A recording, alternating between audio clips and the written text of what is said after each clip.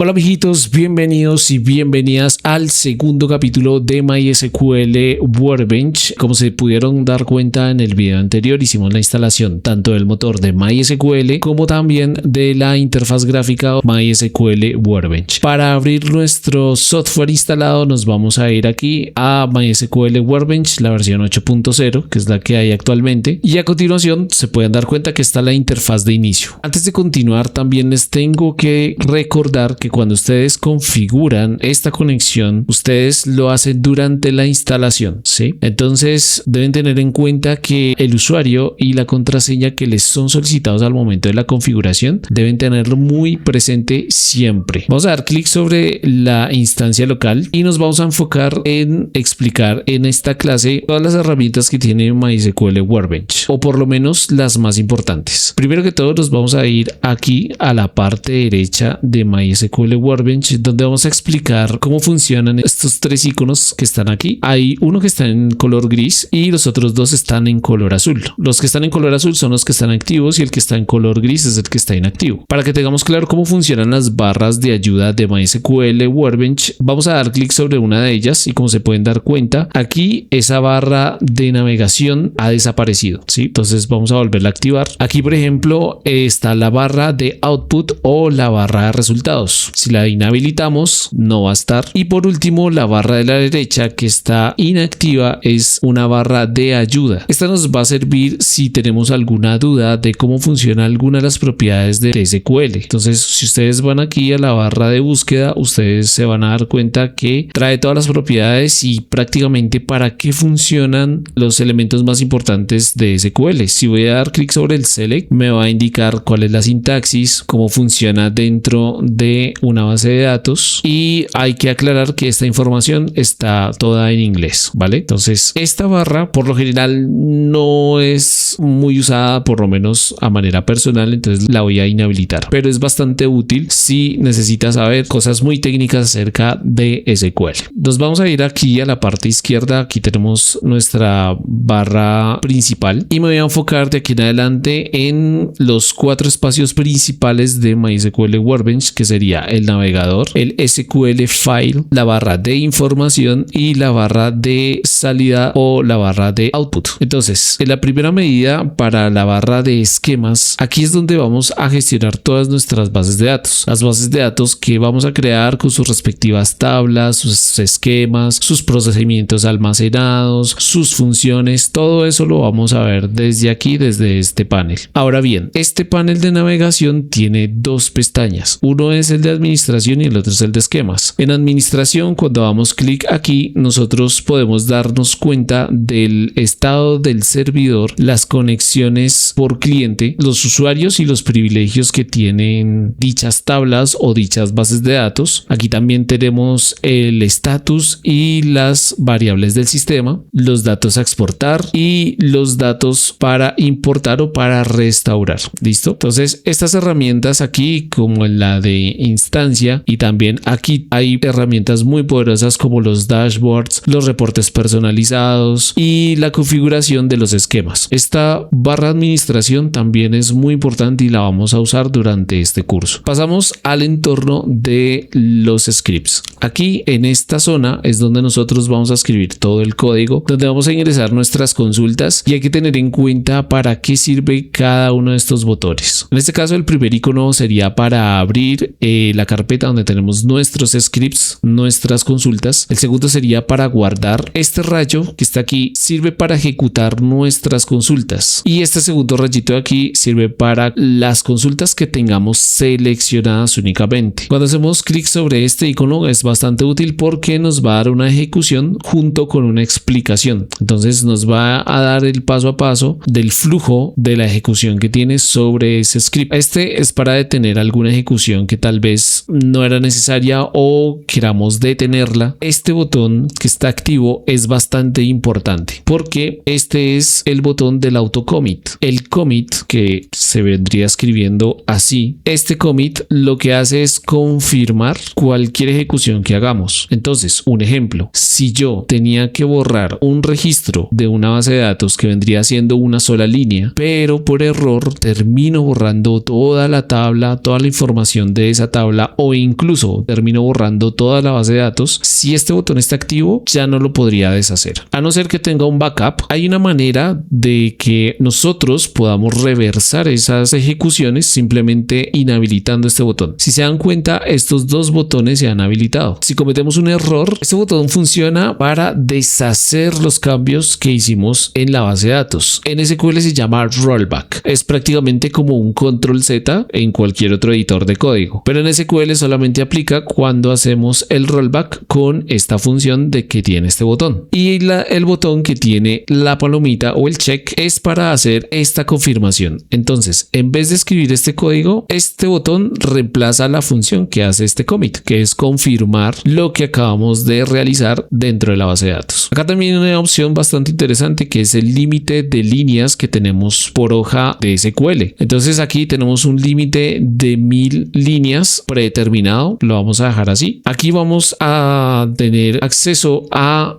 salvar la selección actual que tengamos, la opción de pegar con cierto formato de cierta manera el código en SQL. También podemos encontrar palabras, funciones específicas dentro del código, y por último tenemos el texto o el ajuste de texto, que es en el caso de que si tenemos una línea de código bastante extensa, lo que va a pasar si activamos este botón es que ya no va a seguir derecho. Es decir, si nosotros tenemos un código de SQL bastante largo, lo que va a pasar es que él se va a desplazar hacia la derecha, pero si activamos esta opción, lo que va a hacer es colocar un ajuste de texto para que cuando llegue a este límite, él baje el texto a la siguiente línea. Si ustedes se dan cuenta que hay un número, que es el número de la línea, esto nos sirve para guiarnos, para encontrar posibles bugs o posibles errores en el código cuando vayamos a correr algún script. Si yo le doy enter aquí a esta línea, él baja y automáticamente me muestra el número de la línea siguiente y así sucesivamente, pero eso solamente lo hace cuando la línea es ocupada por el cursor.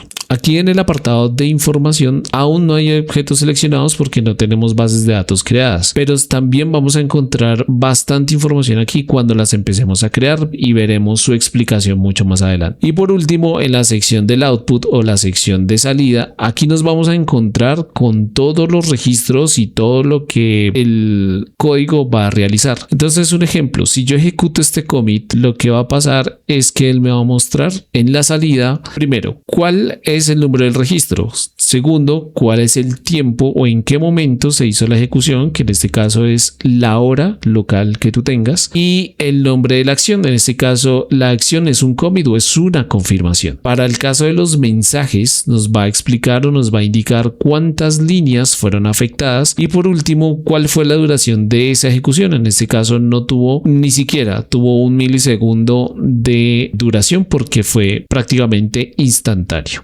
Entonces, esta es la interfaz de SQL Workbench. Espero que les haya gustado y nos vemos en la tercera clase. Saludos y bendiciones.